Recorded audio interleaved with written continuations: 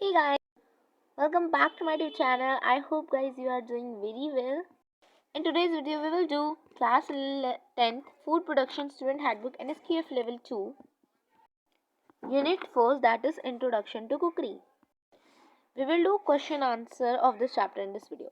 So review questions है यहाँ पर आपके दो टाइप के क्वेश्चंस है. आंसर पहला वाला जो पार्ट है that is about answer the following in 4 और 5 लाइंस.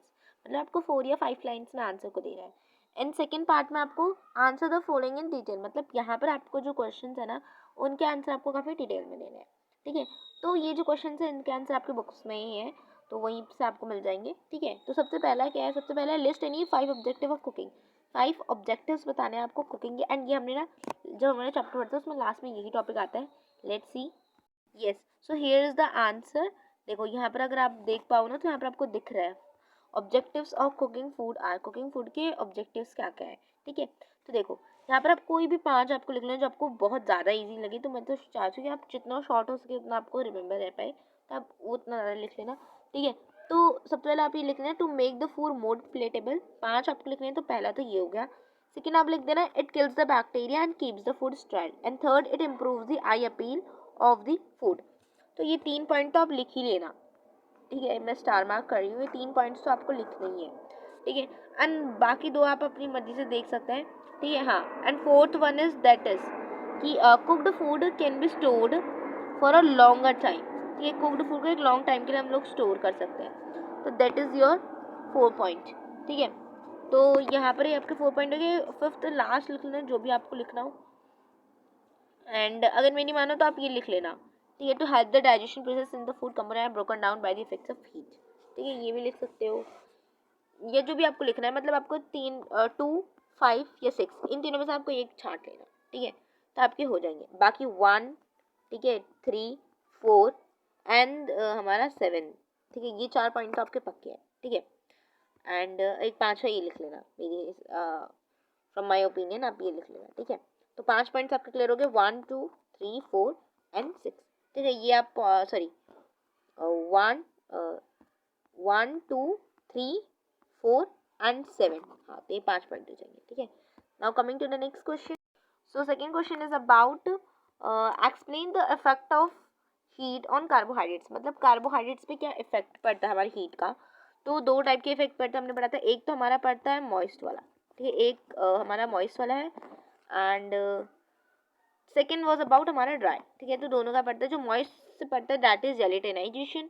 ठीक है, एंड जो ड्राई से पड़ता है वो था हमारा कैरेमलाइजेशन ऑफ स्टार्च. और जो मॉइस्ट से पड़ता है वो जेलेटिनाइजेशन. चलो देखते हैं इसका आंसर क्या है. ठीक है, तो या दैट्स ये हमारा आंसर है. मैंने यहीं बस को अंडरलाइन कर लिया. देखो they are 2 types of heat. जो मैंने अंडरलाइन करना आपको वही लिखना है. when moist heat is applied, the starch in the food absorbs moisture and swells. After some time it bursts to form a gel. This process is called gelatinization. ठीक है, जैसे कि हमें राइस में देखने को मिलता है. ठीक है, and the second is when dry heat is applied on carbohydrate, it tends to become slightly brown. A brownish reaction due to the caramelization of starch. So yeah, ये हमारा आंसर हो जाएगा. Moving to the next question. And third question is about what happens to protein when it is overcooked. तब क्या होता है कि जब प्रोटीन ओवरकुक्ड हो जाता है, it became rubbery and chewy. Now let's see the answer.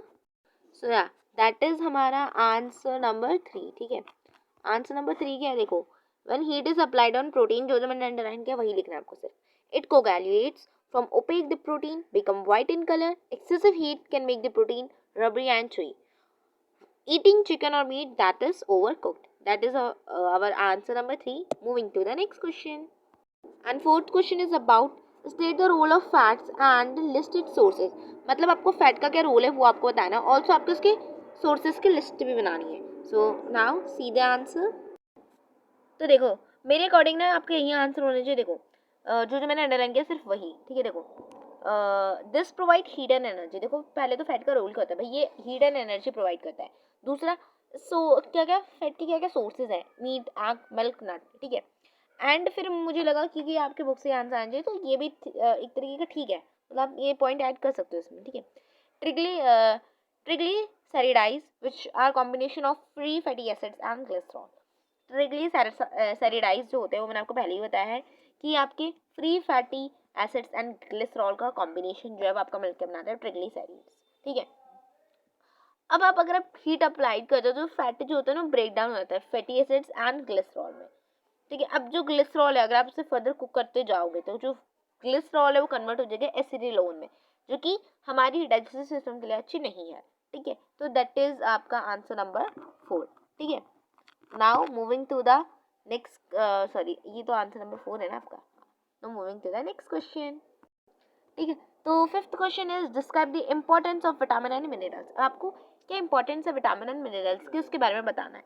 तो now let's see the answer and I guess आप यहाँ पे विटामिन एंड मिनरल्स में ना आप डाल सकते हो कि भाई इनका क्या वो होता है, रोल क्या होता है। देखो सबसे पहले तो भाई सॉरी इनकी इंपॉर्टेंस क्या होती है। सबसे पहले तो भाई ये आपकी बॉडी के इम्यूनिटी सिस्टम को प्रोटेक्ट करते हैं।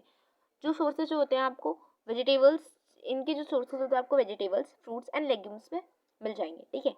विटामिन जो होते हैं वो कब लॉस होते हैं, जब ये हमारी या तो वाटर के कांटेक्ट में आते हैं या तो हीट के कांटेक्ट में आते हैं, ठीक है। बहुत सारे ऐसे अगर आपको मैं बताऊं तो लार्जली विटामिन होते हैं एंड इनके साथ कुछ 20 डिफरेंट मिनरल्स हैं जो कि अगर उनको मिनरल्स है, ठीक है, जो कि अगर इनको ये अगर हीट के कांटेक्ट में आए ना तो ये अनचेंज रहेंगे, मतलब इनमें कोई चेंज नहीं आएगा। इनके जो विटामिन होते हैं फट सॉल्युबल होते हैं, मतलब ये इनके विटामिन जो हीट में तो लॉस हो जाएंगे बट वाटर में लॉस तो नहीं होंगे, ठीक है। ओके नाउ कुछ होते हैं हमारे वाटर सॉल्युबल विटामिन, जैसे कि हमारे विटामिन हो गए C and B. Vitamin C and B किस टाइप के हमारे वो हैं, ये जो है ये वाटर जब वाटर के कांटेक्ट में आते हैं तो ये इजीली लॉस हो जाते हैं। जैसे ही वाटर कांटेक्ट में आते हैं तो इजीली लॉस हो जाते हैं। स्पेशली जो विटामिन हमारा सी होता है उनमें ज़्यादा देखने को मिला है, ठीक है।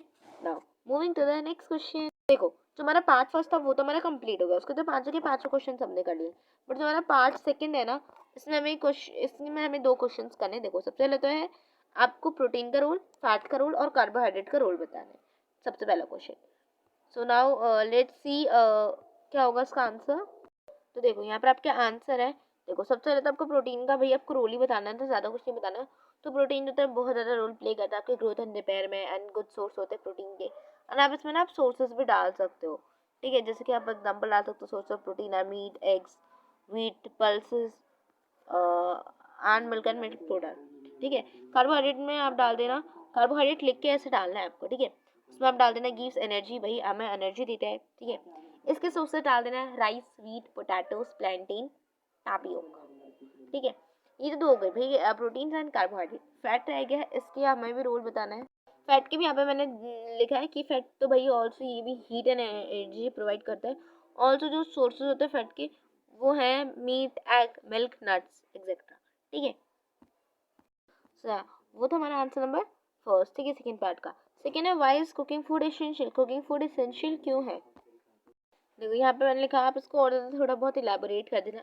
जैसे कि पर्पस क्या है कुकिंग फूड का, ताकि वो हम लोग उसे ब्रेक डाउन कर पाएँ कम्प्लेक्स फॉर्म से सिंपल फॉर्म में, ताकि ह्यूमन बॉडी से कंज्यूम कर पाए। एंड आप लिख देना कि जो फूड होते हैं वो भाई नेसेसरी होते हैं हमें जिंदा रहने के लिए। फूड से हमें न्यूट्रिएंट्स नहीं मिलते, फूड से हमारी बॉडी में काफ़ी रिपेयरमेंट, काफ़ी ग्रोथ, काफ़ी सारी चीज़ें होती हैं, ठीक है। जैसे इंसान विदाउट वाटर नहीं रह सकता वैसे इंसान विदाउट फूड भी नहीं सर्वाइव कर सकता, ठीक है। सो या that's all about today's video. यहाँ पे आपके सारे क्वेश्चन अब खत्म हो जाते हैं, ठीक है। एंड अपनी जो प्रैक्टिकल है तो भाई ये तो आपके जब स्कूल में दिया जाएगा तो आपको करना होगा, ठीक है। बट सर मैं बता दें आपको प्रैक्टिकल में क्या करना होगा, आपको पिक्टोरियल चार्ट बनाना होगा कंपोनेंट्स ऑफ फूड का, जो आते हैं ना आई थिंक ट्राइंगल्स में होता है ऐसा समथिंग, वो आपको बनाना है। Make presentation on ingredients in which in rich in protein. भाई आपको 3 ग्रुप्स बनाने हैं कि भाई आपको इंग्रेडिएंट्स बनाने हैं कि कौन सा इंग्रेडिएंट जो है। देखो आपको इस तरीके से 3 बॉक्सेस बनाना है, यहाँ प्रोटीन लिखना है, यहाँ फैट लिखना है, यहाँ कार्बोहाइड्रेट लिखना। अब देखना कि भाई कौन से इंग्रेडिएंट जो होते हैं रिच इन प्रोटीन होते हैं, लाइक पल्सेस। तो आप यहाँ पल्स मैंने दाल लिख दिया हिंदी में, दालों की पिक्चर वगैरह लगा लेना। फैट में मैंने घी लिख दिया, ठीक है। एंड कार्बोहाइड्रेट में मैंने वो राइस के मैंने छोटे छोटे वो बना दिए, ठीक है। तो या that's all about. So thanks for watching guys. And अगर आपको वीडियो ज़रा भी पसंद आती है, ज़रा भी समझ आती है तो लाइक कीजिए, शेयर कीजिए एंड सब्सक्राइब कीजिए। So till then take care and bye bye guys, bye.